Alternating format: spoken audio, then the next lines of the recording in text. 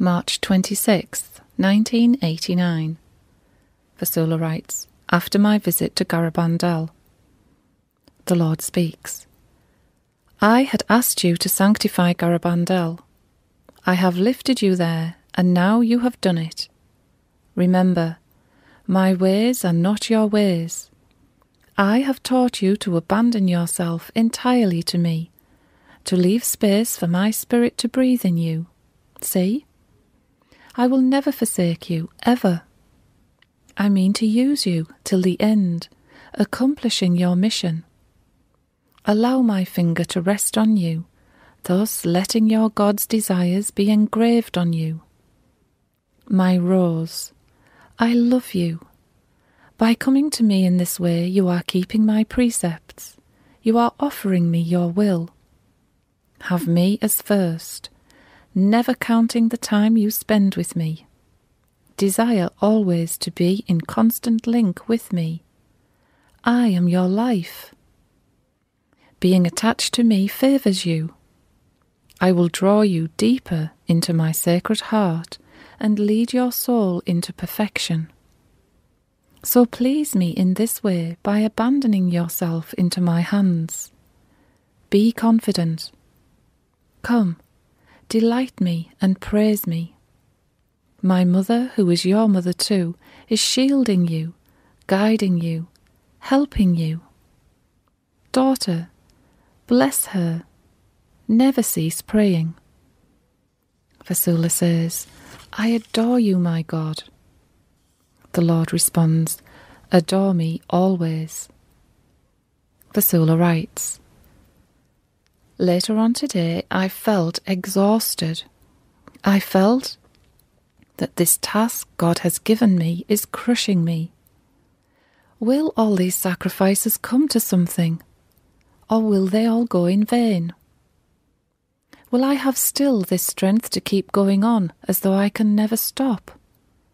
Or will I one day find it overwhelming and give up? The Lord speaks. Have my peace. Hear me. Wisdom has instructed you. Do not fear. Be happy that I have chosen you to share my sufferings. My cross, ever so precious, rests on you. I need to rest. All that you give me will not go in vain. Nothing is going in vain. I am being glorified. Remain my victim, beloved victim, whom my Father favoured to share with me my cross of peace and love. Our tribulations, as a victim, will not be light in this world. Realise that you do not belong in this world any more, and that this is why the world will reproach you for not being like them. Forgetting how their bodies will turn to ashes, they will ridicule you.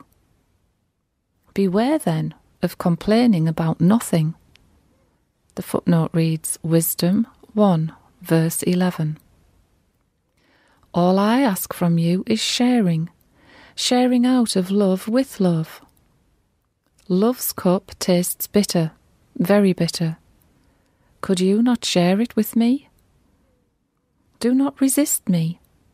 Have I ever resisted you on hearing your plea from earth? I assure you, nothing will go in vain. From all eternity I have known you to be fragile. Just as a rose which needs special care, you are being taken care of by me. I prune your branches when I must. My eyes are constantly on you, guarding you jealously, lest a stranger plucks you. I let no one touch you, lest their fingers will crumple up your petals. I watch over you day and night. I am your guardian, so be confident. I will allow no one to harm you. Vassula writes, that same evening, exhausted because of our long journey, 12 hours by car, of the day before, I went to pray the rosary, my eyes resting on Fatima's statue.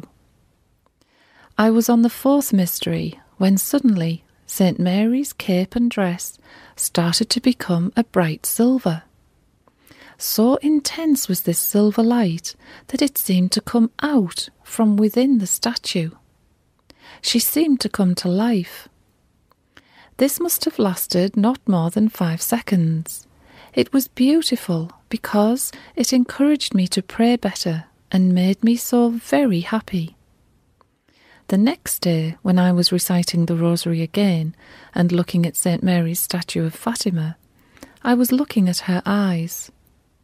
I suddenly noticed that the defect, which had bothered me on one of her eyes, was not there anymore.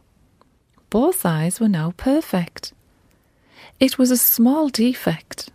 There must have been paint missing on one of the eyelids, and I often thought I should paint this white line into brown and paint the eyelashes which are missing because of this white line.